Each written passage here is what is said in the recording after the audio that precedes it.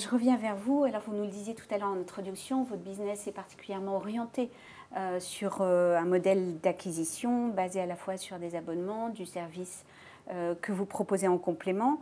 Alors, quels sont justement les fameux leviers que vous comptez mettre en place pour développer cette relation qui va être centrée sur le client? Alors, il y a plusieurs niveaux. Aujourd'hui, pour revenir sur l'acquisition, on est plutôt avancé puisque c'est notre cœur de métier. Donc, avec l'acquisition, je dirais, digitale, classique, avec tous les leviers. On souhaite évoluer là-dessus et aller plus en profondeur parce qu'en fait, vous dites que l'acquisition peut se faire aussi en fonction de votre lifetime value de vos clients. Et donc aujourd'hui, c'est quelque chose ce sur lequel on travaille, parce que vous pouvez vous dire, je vais payer plus cher un client si je sais que derrière, sa lifetime value est plus élevée. Donc ça nécessite de mettre des outils et des trackings en place. Donc ça, sur la partie acquisition.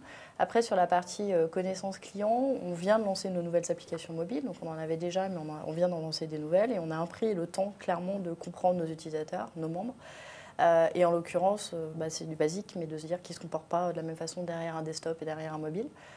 Et donc, comment on arrivait à concilier cette expérience sur les deux devices, sachant que quand vous êtes sur la rencontre, il y a un registre quand même de confidentialité qui est importante. Donc, c'est un peu délicat d'être au bureau et de consulter un site de rencontre. Et néanmoins, si vous cherchez quelqu'un, vous allez le chercher 24 heures sur 24.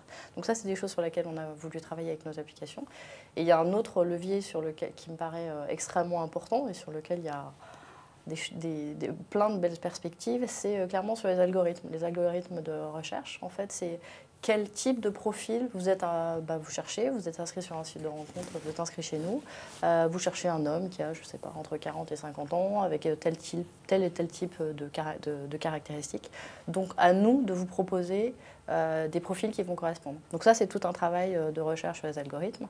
Et notre connaissance client est aussi enrichie parce qu'il faut trouver dans le registre de la rencontre toute la subtilité, c'est de faire en sorte que les gens rentrent en contact les uns avec les autres. Et on parle d'icebreaker, c'est un petit peu trouver des accroches pour les uns et les autres. Envoyer un message, c'est très intrusif. C'est déjà, ça peut être considéré comme assez lourd. Donc trouver des petits accroches. Et en l'occurrence, on a sur notre site un quiz avec 150 questions à peu près. Et dès lors que vous avez des réponses en commun, ça vous fait tout de suite des choses sur lesquelles vous pouvez répondre. Et aujourd'hui, on a plus de 13 millions de réponses. Donc ça, typiquement, sur la connaissance client comportementale, des goûts et des appétences, c'est des choses sur lesquelles on peut exploiter par la suite. Vous avez commencé à parler un peu de cette nouvelle application mobile. Aujourd'hui, ça représente 40% du trafic, vous m'expliquiez, le mobile pour Attractive World.